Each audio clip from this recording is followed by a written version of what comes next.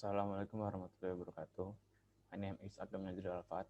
I'm from University of Persada Indonesia, Faculty of Psychology. In this presentation, we will discuss psychology at a glance on being shy and childhood repression. Before we start the presentation, I would like to say thank you to my lecturer, Mr. Budiantoro, to give me a chance to make this presentation. First, I want to describe about psychology at a glance. Secondly, I want to describe about on being shy. Third, I want to describe childhood repression. Psychology at a glance. What is psychology? Psychology is a science that studies human activities or behavior. Psychology studies the activities of individuals. The science of human behavior is actually a group of science. On one side, we find psychology investigating the organs and cells that do work of the organism. And the other side, we see the social science study nation, a group of mankind. There is a room for a middle science which shall focus its attention on individual. The middle science is psychology. Psychology studies the individual's activities throughout his span of life, from the beginning birth up through the end of life during this life history. The man remains the same individual, although his behavior show continuity along with any change. Why do we study human behavior? Because psychology studies the different traits of human nature. What causes the difference between individuals, group of mankind, social, nation, and top of every human being. On being shy, how many times have you felt angry with yourself because you were too shy to speak up when you really want to have a conversation with others person? Do you listen to discussion but do not give your opinion because you think you are not smart enough? All these talks, all these talks lead to unhappy feelings. This kind of unhappiness comes about not because other people are trying to hurt us. We make this unhappiness for ourselves. Naturally, we really don't to hurt ourselves, but often we group up thinking we are not as good as others. We are inferior. Everyone is better, smarter, and more interesting. These negative thoughts we make us sigh. We can help ourselves be rid of shyness.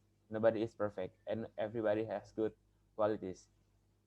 It is fair to pay attention to our imperfections and overlook our good quality. Definitely not. The following suggestion may be helpful in reducing shyness. First, understand that you cannot eliminate shyness overnight. It is a slow process that you must work in gradually. Number two, think about situation when being shy is most painful. Perhaps your biggest problem is making small talk with a stranger at a party. In that case, prepare yourself with some interesting current news to talk about. The weather is a topic often used for starting conversation. Number three, getting the getting the other person to talk about himself or herself is a clever idea. Many people enjoy talking about themselves or giving their opinion. For example, you can say something like, I notice you like modern jewelry. Your rings are very unusual. Do you did you design them yourself? This can be the start of a friendship. Number four, whenever you begin making negative comparisons between yourself and other, force yourself to stop doing that immediately. Take your talk of yourself, observe others, and think of compliment with which to start a conversation with someone.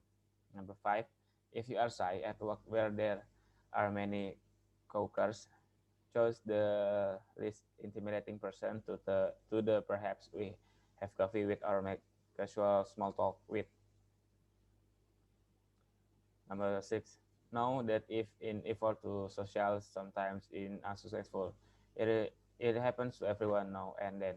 Feel proud of yourself for making the effort. Number seven, if you are required to give a report a group, tell them that you feel nervous. This feeling is quiet, natural, and everyone can sympathize. Expressing that the group will make you feel better. Number 8, think about your good quality and believe that you are as good as anyone because you are. Number 9, take a course in developing self-confidence or read books on the subjects. Life is much better. Life is much enjoyed for people who are not shy. Childhood depression. Nobody likes me. It's a common complaint in the middle childhood when children tend to be politically conscious. Why do the children get depression? Generally, the cause of depression in children are almost the same as depression experienced by adults. This can be caused due to a combination of factors related to psychical health, life event, family history, environment, genetic susceptibility, and biochemical disorders. Depression does not only occur in adults, but can also affect children.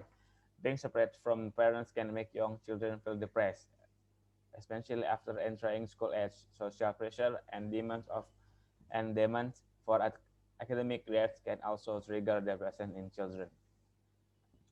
No one is sure of the exact cause of depression in children or adults. There is some evidence for a biochemical predisposition, which means disregard by specific experience. Depression school age children are children likely to lack social and academic competence. Clear whether in potential cause depression or vice versa. The parents or depressed children are more likely to be depressed themselves, suggesting a possible genetic factor and reflection of general stress in family or the result of poor parenting practice by disturbed parents. Okay, thank you for your attention and enjoy your life. Bye bye.